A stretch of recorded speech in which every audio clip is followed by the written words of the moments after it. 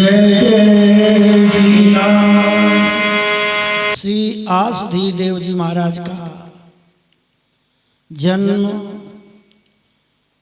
कोयलपुर गांव में हुआ और उसके उपलक्ष्य में संत महात्माओं के द्वारा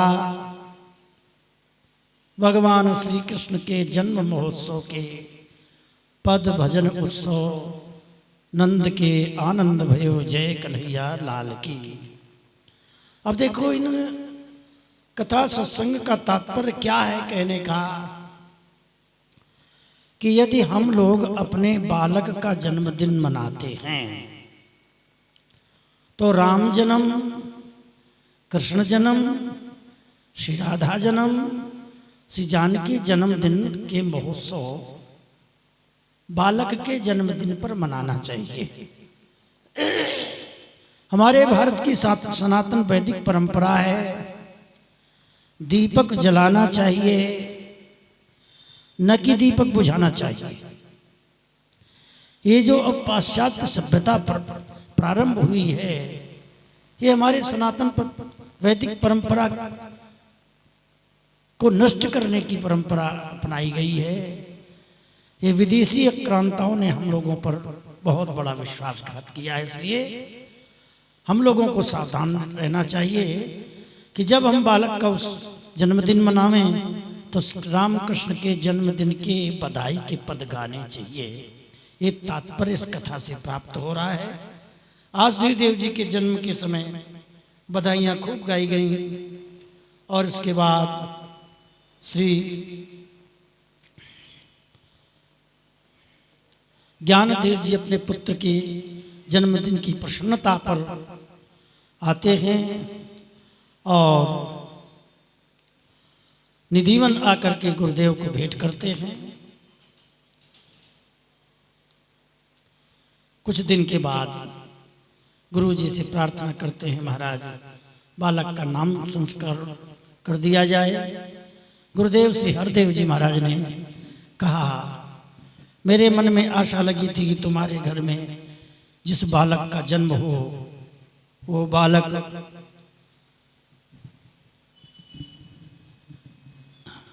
भगवान का भक्त हो, भक्त भक्ति को संपन्न करने वाला हो। ये आशा लगी हुई थी, इसलिए इसका नाम हम आसुधीर रखते हैं। इस प्रकार उस बालक का नाम आसुधीर रखा गया। बड़े आनंद ये प्रसंग कल हम लोग श्रवण कर रहे थे, चिंतन चल रहा था। धीरे धीरे वो बालक बढ़ने लगा। उस बालक की सुंदरता का वर्णन निजमत सिद्धांतकार करते हैं कि बदन कमल सुठी अद्भुत अंगा बड़ लोइन जिमी वत्स कुरंगा। उस बालक के बड़े बड़े नेत्र कुरंग के समान, जैसे हिरण की आंख होती है, ऐसे उपमा दे रहे हैं। सुंदर सचिक्कन है, सुंदर ठोड़ी है, कपोल है, चिबुक है, कंबुकंठ ग्रीवा है, त्रिविली उदर रसाल है, बड़ी भुज विशाल मधि अंगद चूरा, हस्त चरण शुभ चिन्ह सुवंगा। श्री आसुधीर जी के बालक के नखसिक श्रृंगार का बड़ा सुंदर वर्णन करते हैं। धीरे धीरे वो बालक बड़ा होता गया। अंग सुठौन भवन सिंगारा अति उदार पुनि रहित विकारा। उस बालक का श्रृंगार करते हैं। बालक बिल्कुल विकार रहित है। ऐसे सुत को लखि पितु माता मिली एकांत करत भे बाता।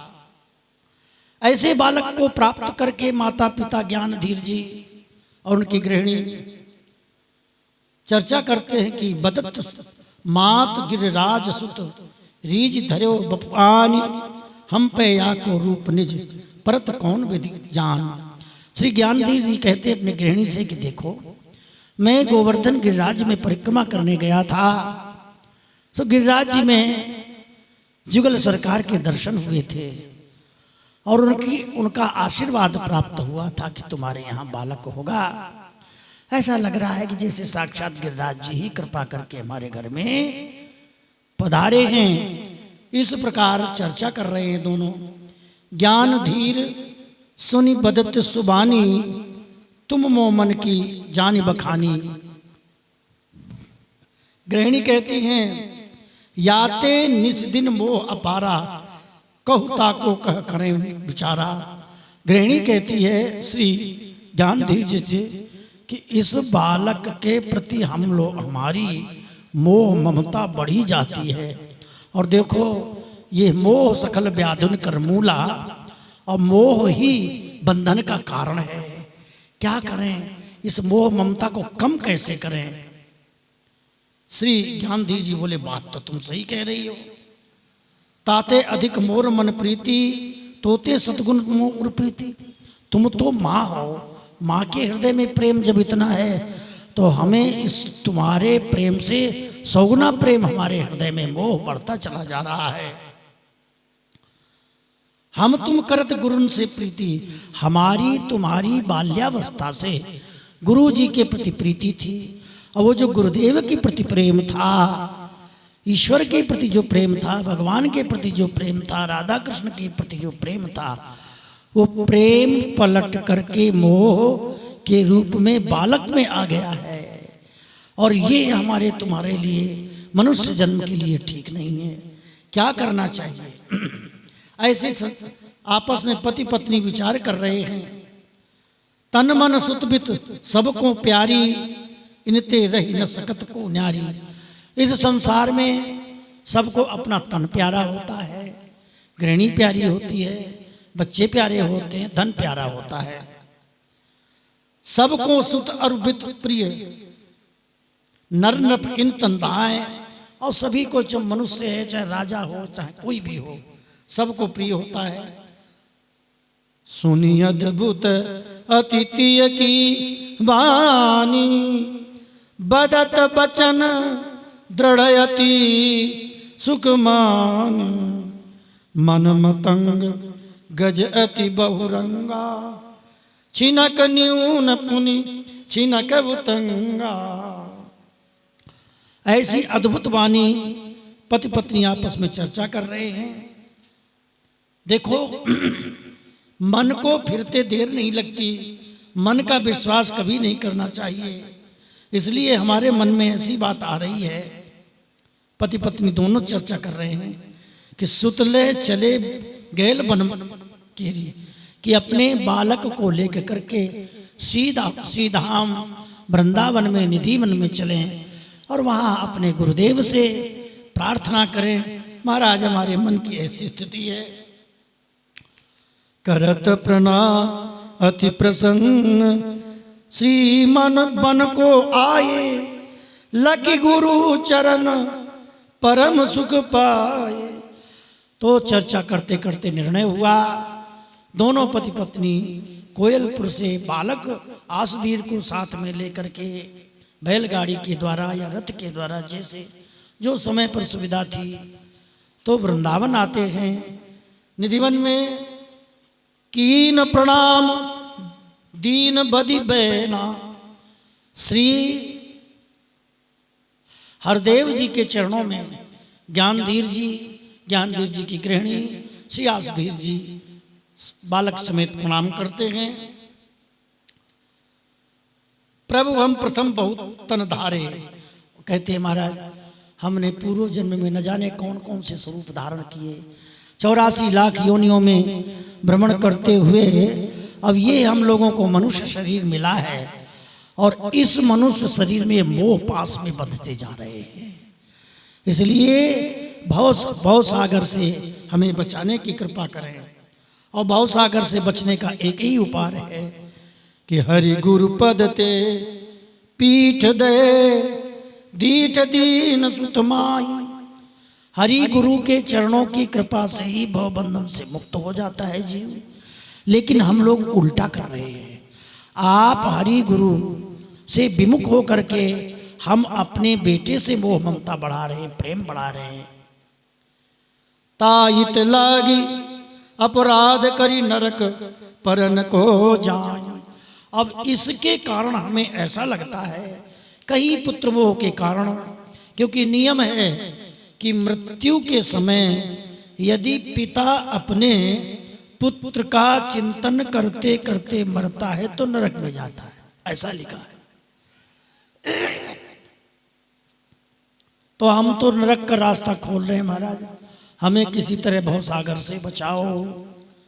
सकल अनर्थन को धन मूला, परम प्रबल नहीं या समतूला।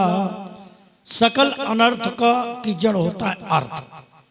ये धन पैसा अर्थ कहते थे उसको अर्थ है, लेकिन बिना अनर्थ के अर्थ होता नहीं है। अर्थ शब्द के कई अर्थ किए हैं, वैसे यहाँ पर अर्थ को धन शब्द का भाव समझा रहे हैं। परमार्थ याते मधि सिद्धि होई, इसी धन से ही परम एक अर्थ है, एक परमार्थ है। परम अर्थ क्या है? भगवत शरणागति ही परमार्थ है। इस अर्थ को हरि गुरु चरणों की सेवा में समर्पित करने से परमार्थ हो जाता है। तो हम तन धन परिवार समेत हम आपके चरणों में सब कुछ भेंट करना चाहते हैं। या ते अधिक पुत्र ते नेहा, पुत्र न पी समान न प्रीतम देहा। माता पुत्र को धन से भी, माता और पिता को धन से भी ज्यादा प्रिय पुत्र होता है। पुत्र समान न और विषेका, पुत्र काज तज परम विवेका। तो हमारे मन में ये आया है कि जो हमारा बालक है, ये बालक मैं आपके चरणों में भेंट कर दूं तो हमारी मोह ममता आपके चरणों में पलट जाएगी। ऐसा मेरे मन में विचार आया है, ऐसा विवेक जागृत हुआ है महाराज। पुत्र कुपात्र पाप विस्तार है। यदि पुत्र कुपुत्र हो गया तो पाप का विस्तार करके अपने पूर्वजों को नरक में डाल देता है। इसलिए मैं चाहता हूं मैं अपनी आंखों के सामने अपने बालक को आपके चरणों में भेंट कर हरि शरणागति प्रदान करें। पिता मात करी जो सुपुत्र सुत हुए हरिदासा, पितर मात करी हरिपुर भाषा। जिस माता पिता का बेटा भगवान का भक्त हो जाता है, हरि का दास हो जाता है, उसके माता पिता हरिपुर भगवान के धाम में वास करते हैं। फिर तीनों कुल तारत ऐसे ज्यों ध्रुव जन कायाधव जैसे, जैसे ध्रुव जी और कायाधव माने प्रहलाद जी, जैसे ध्रुव जी और प्रहलाद जी ने अपने माता के वंश को, अपने पिता के वंश को और अपनी गृहिणी के वंश का उद्धार किया। श्री नरसिंह भगवान प्रहलाद जी से कहते हैं, प्रहलाद तुम सरी का भक्त जो होता है उसकी 21 पीढ़ी तर जाती है, 7 माता की, 7 पिता की, 7 गृहिणी की। बताइए ऐसी भक्ति की महिमा है। ताते अधिक गुरुन को भक्ता, सतगुरु चरण सुमन अनुरक्ता। और हरि के भक्त से अधिक गुरु का भक्त होता है। जो गुरु का भक्त होता है वो हरि के भक्त से, उस गुरु के भक्त की महिमा और विशेष है महाराज। इसलिए मैं आपके चरणों में अपना पुत्र भेंट करना चाहता हूँ कि हम तो कोई सेवा कर नहीं पाए, तो मेरा पुत्र ही आपकी सेवा करे। जो सुत हुए हरि भक्त दृढ़, सो तारत कुल 3। ताते सतगुण अधिक गुरु, चरण सकल लवले। जो हरि का भक्त होता है 3 कुल तारता है, माता पिता और गृहिणी। लेकिन जो गुरु का भक्त होता है इससे 100 गुना महत्व उस गुरु के भक्त का होता है। हरि भक्त से गुरु की भक्ति श्रेष्ठ है।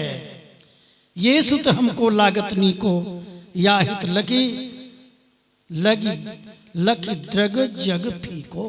ये बालक मेरे को बहुत अच्छा लगता है महाराज, और इसे देख करके हमें संसार फीका लगता है।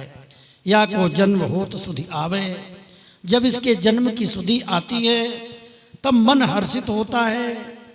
और इसका मुख देख करके हमारे हृदय में प्रीति जागृत होती है।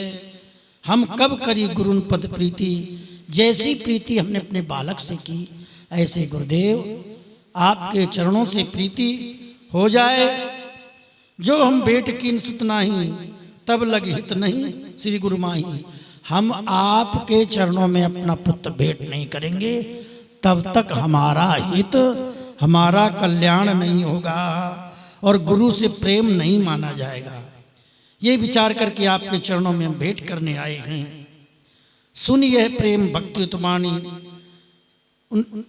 श्री ज्ञानधीर जी की बात सुन करके और गुरु जी कहते हैं आपकी प्रेम भक्ति से सनी हुई बात बहुत अच्छी है। पुत्र भेंट धरि गुरुन को सुखित होत मितुपात, पितुमात और बच्चे को माता, बच्चे को गुरु जी के चरणों में माता पिता ने भेंट कर दिया। सतकुल तारत बरनि बर, गुरु जी कहते हैं तुमने सही कहा है। हाँ, 100 कुल तार देता है सब बच्चा जो हरिपुर में निवास करता है, गुरु की सेवा करता है। सो तुम मूर्तवंत जुकीनी, वो तुमने आज प्रकट करके दिखाया है ज्ञानधीर। धन्य है तुम्हारी भाव भक्ति को, या करी लिखी सुखद सुठमामा, परम शील शुभ सदगुण धामा। ये गिरिधरन मानसी गंगा, भक्त परम अवतार उतंगा। श्री गुरुदेव ने कहा, गुरुदेव का मतलब श्री हरदेव जी ने श्री ज्ञानधीर जी से कहा कि उस बच्चे का चेहरा देखा, ध्यान किया भगवान का, भूत भविष्य वर्तमान के बारे में जब विचार करते हैं तो देखा इसके भाग्य में विवाह लिखा है और विवाह के बाद एक बालक इसके होगा और तब वैराग्य धारण करेगा। इसलिए इसके भाग्य में मानसी गंगा रूपी एक बालिका का विवाह होगा। अभी तुम इसको ले जाओ और समय पर इसके एक पुत्र होगा और पुत्र के बाद ये अपने आप वैराग्य धारण करेगा। ऐसा इसका भविष्य हमें दिखाई दे रहा है। श्री हरिदेव जी महाराज ने श्री ज्ञानधीर जी से कहा अभी इस बालक को ले जाओ। तो वृंदावन से पुनः कोयलपुर श्री आसुधीर जी महाराज को, आसुधीर जी बालक को ले जाते हैं। आगे श्री आसुधीर जी वैराग्य भेष धारण करेंगे। ये चरित्र आगे के सत्र पर वर्णन किया जाएगा और फिर इन्हीं आसुधीर जी के शिष्य स्वामी श्री हरदास जी होंगे। इसलिए मैं बार बार कहता हूँ कि स्वामी श्री हरदास जी की प्राकट्य की भूमिका चल रही है। अब स्वामी जी का चरित्र कुछ दिन में प्रारंभ होने वाला है। श्री स्वामी हरदास जी महाराज, रसिक अनन्य नृप श्री स्वामी हरदास जी महाराज के अवतरण की भूमिका प्रायः समापन पर है। केवल आसुधीर जी महाराज विरक्त होकर निधिवन आएंगे और वहीं स्वामी जी शरणागति ग्रहण करेंगे। बोलो वृंदावन बिहारी लाल की जय।